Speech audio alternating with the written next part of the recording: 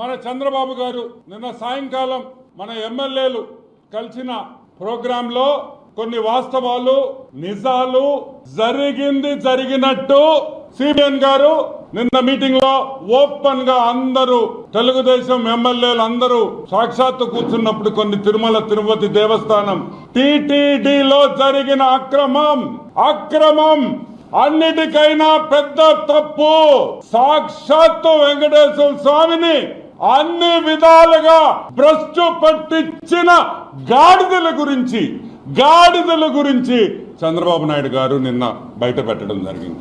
మనకు తెలుసు వైసీపీ ప్రభుత్వం ఉన్నప్పటి నుంచి లడ్లు వాసన వస్తున్నాయి, లడ్లు తింటుంటే కంపు వాసన వస్తుంది అని ఎన్నో సార్లు మనకి కంప్లైంట్లు వచ్చినాయి. చాలా మంది విమర్శించారు. లడ్డు నాణ్యత లేదు, లడ్డు సరిగ్గా లేదు, లడ్డు వాసన వస్తుంది, చర్యలు తీసుకోమని భక్తులు వేలాది మంది సంఖ్యలో ఈవో గారికి అయితేమి ముఖ్యమంత్రికి అయితేమి ఎన్నో సందర్భాల్లో మనకి చెప్పడం జరిగింది. ఫోన్ ఇన్ విత్ డివో అని ఒక ప్రోగ్రాం పెట్టినప్పుడు కూడా ఎన్నో సార్లు లడ్డు నాణ్యత లేదు, ఏదో తప్పు ఉంది, ఇక్కడ ఏదో తప్పు జరుగుతుంది అనే వాస్తవం చాలా మంది భక్తులు ఫోన్లు చేసి కూడా చెప్పారు.